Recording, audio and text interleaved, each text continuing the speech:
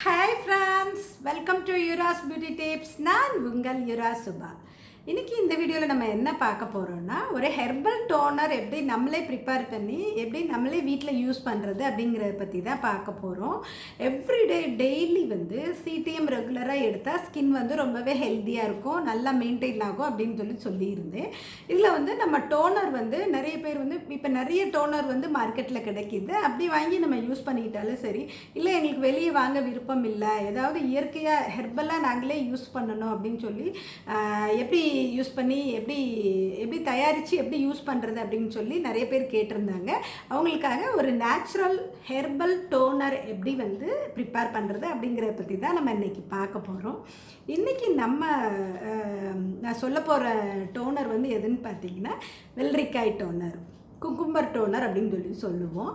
இதில் நல்ல வெள்ளரிக்காய் நல்ல ஒரு பெரிய வெள்ளரிக்காய் நல்லா வாங்கிட்டு நல்லா சீவி வச்சுக்கணும். நல்லா ஸ்லைஸ் பண்ணி வச்சுட்டு அதை ஒரு கப் தண்ணியில் நல்ல ஒரு கப் தண்ணியும் அந்த வெள்ளரிக்காயும் நல்லா கிண்டி, கரண்டியை வச்சு கூட நல்லா கிண்டிடலாம், இல்லை மற்ற வச்சு கூட நல்லா நசுக்கி விட்டோம்னா அது நல்லா ஸ்மஜ் ஆகிடும். அப்போ அந்த நல்லா ஸ்மஜ் பண்ணிவிட்டு அதுக்கப்புறம் நம்ம அடுப்பில் வச்சு நல்ல தீயில், அதாவது நல்ல ஹை ஸ்பீட் தீயில் ஒரு 5 மினிட்ஸும், லோ ஸ்பீடு சிம்லன்னு சொல்லுவோம்ல, அந்த சிம்மில் ஒரு 5 மினிட்ஸும் நல்லா வச்சுருந்துட்டு கொதிச்ச பிறகு பார்த்திங்கன்னா அந்த 10 மினிட்ஸ் கழித்து அதோட வெள்ளரிக்காயோட சாறு எல்லாமே நமக்கு அந்த தண்ணியில் இறங்கிடும்.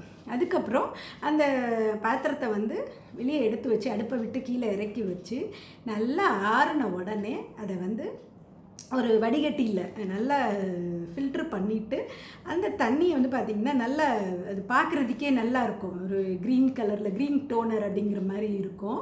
அந்த இதை நம்ம ஒரு ஸ்ப்ரே பாட்டிலில் ஊற்றி வச்சுக்கலாம். வெளியே மார்க்கெட்டில் ஸ்ப்ரே பாட்டிலாம் நிறைய கிடைக்கிது.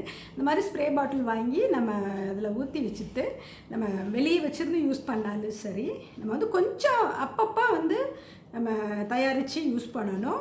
ரொம்ப தயாரித்து வச்சுருந்துட்டுன்னா அது அதோட ஃப்ரெஷ் லுக்கை இழந்துடும். அதனால் எப்போயுமே கொஞ்சமாக ஒரு வெள்ளரிக்காய்க்கு மட்டும் நம்ம தயார் பண்ணிவிட்டு ஒரு கப் தண்ணின்னா உங்களுக்கு அது நல்லா கொதித்த உடனே பார்த்திங்கன்னா ஒரு 3/4 கப் தண்ணி, இல்லைன்னா 1/4 கப், 1/2 கப் தண்ணி, இந்த மாதிரி தான் வரும். நமக்கு கிடைக்கிறது டோனர் 1/2 கப் டோனர் அப்படிங்கிற மாதிரி கிடைக்கும். அதை ஒரு சின்ன ஸ்ப்ரே பாட்டிலில் ஊற்றி வச்சுட்டு ஃப்ரிட்ஜில் வச்சு யூஸ் பண்ணாலும் சரி, இல்லை வெளியே வச்சு யூஸ் பண்ணாலும் சரி, நம்ம எப்படி யூஸ் பண்ணணுங்கிறது நான் ஏற்கனவே சொல்லியிருக்கேன். அப்படியே டைரெக்டாக ஸ்கின்னில் ஸ்ப்ரே பண்ணாலும் சரி, இல்லை நம்ம ஒரு காட்டனில் ஸ்ப்ரே பண்ணிவிட்டு நல்லா வைப் பண்ணாலும் சரி, எப்படினாலும் நம்ம யூஸ் பண்ணிக்கலாம்.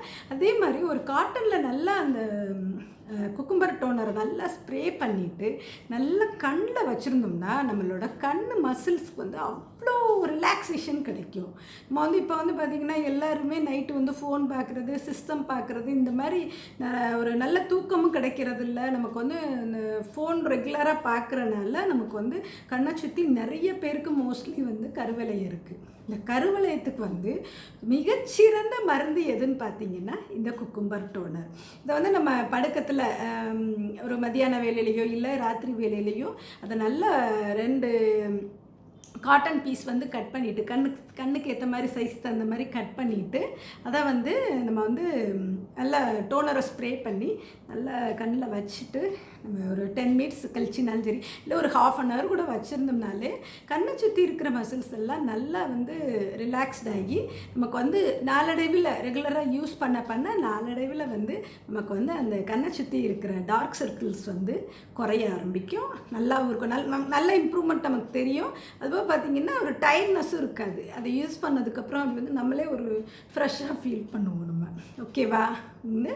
இந்த டோனரை யூஸ் பண்ணிவிட்டு ப்ரிப்பேர் பண்ணி யூஸ் பண்ணிவிட்டு எப்படி இருந்தது அப்படிங்கிறது எனக்கு நீங்கள் கமெண்ட் பண்ணுங்கள். அதே மாதிரி உங்களுக்கு பியூட்டி பற்றியோ இல்லை ஸ்கின் பற்றியோ ஹேர் பற்றியோ மேக்கப் பற்றியோ எந்த ஒரு டவுட்ஸ் இருந்தாலும் மறக்காமல் கமெண்ட் பண்ணுங்கள். நான் நெக்ஸ்ட் வர வீடியோஸில் உங்களுக்கு உங்களோட கமெண்ட்ஸை கிளியர் பண்ணுறேன். ஓகேவா? பாய்.